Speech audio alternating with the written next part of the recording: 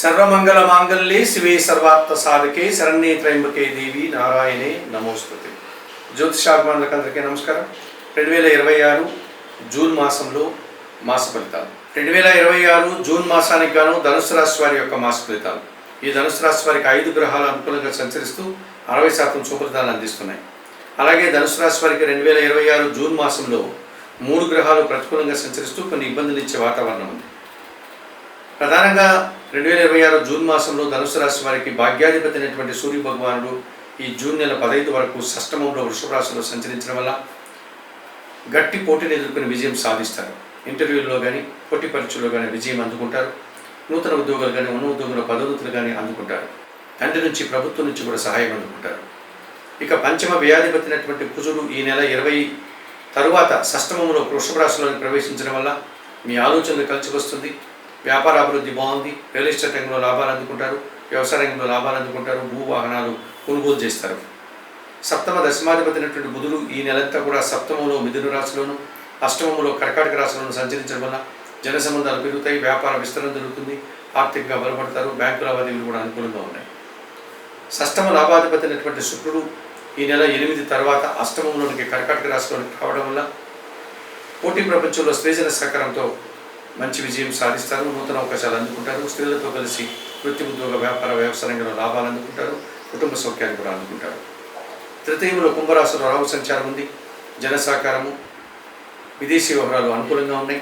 నూతన కార్యక్రమాలు కానీ నూతన వ్యాపారం కానీ నూతన ప్రయత్నాలు కానీ అనుకూలిస్తాయి. నూతన వ్యక్తుల వల్ల కూడా లాభాలు అందుకుంటారు.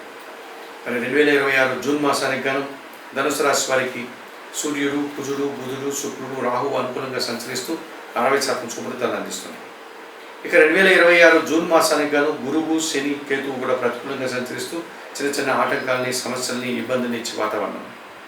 2026 జూన్ మాసంలో జన్మరాశ్యాధిపతి చతుర్థాధిపతి అయినటువంటి గురువు ఈ నెలంతా అష్టమంలో కర్కాటక రాశిలో సంచరించడం వల్ల అనారోగ్య సమస్యలు అధికమవుతాయి. కుటుంబంలో సంతోషకర వాతావరణం ఇబ్బందికరంగా మారుతుంది. కుటుంబం కోసం వస్తువులు కొనుగోలు చేసి రుణ బాధలను అందుకుంటారు. విద్యార్థులు ప్రతికూల ఫలితాలు వస్తాయి. సమాజంలో అవమానాలు ఎదుర్కొంటారు.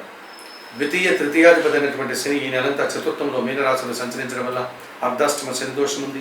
మీ మాటల వల్ల అపార్థాలు జన సహకార లోపం ముఖ్యంగా పరివార సహకార లోపం వల్ల ఇంట బయట పని ఒత్తిడి అధికమవుతుంది. ఉదర సంబంధమైన అనారోగ్యాలు అధికమవుతాయి. వ్యవసాయ రంగంలో కూడా ఇబ్బందులు వస్తాయి. ఇక భాగ్యంలో సింహరాశిలో కేతువు సంచరిస్తున్నాడు. తండ్రి ఆరోగ్య విషయంలో జాగ్రత్తలు తీసుకోవాలి. ఒక విషయంలో నిరాశ అశాంతి అధికమవుతుంది. ఒక కార్యక్రమం చేయడానికి ఆటంకాలు అధికమవుతాయి. మరి 2026 జూన్ మాసానికి గాను ఈ ధనుసు రాశి వారు గురువుకి శనికి కేతువుకి పరిహారాలను నిర్వర్తించుకోవాల్సిన అవసరం కనిపిస్తుంది. 2026 జూన్ మాసంలో తప్పనిసరిగా ధనుసు రాశి వారు భాగ్య కేతు దోషం నుంచి బయటపడడానికి నిత్యం గణపతి ఆరాధన చేయండి. గణేశాష్టకం చదువుకోండి. పురుగులను బాగా ఉడికించి బెల్లం పొడితో కలిపి గోవులకు ఆహారంగా అందించండి. అర్ధాష్టమ శని దోషం ఉంది. శనివారం రోజు ఈశ్వరునికి పాలాభిషేకం నిర్వర్తించండి. బిల్వాష్టకం కానీ జగన్నాథాష్టకం చదువుకోండి. వయోవృద్ధులకు ఆహారపానీయాలు అందించండి.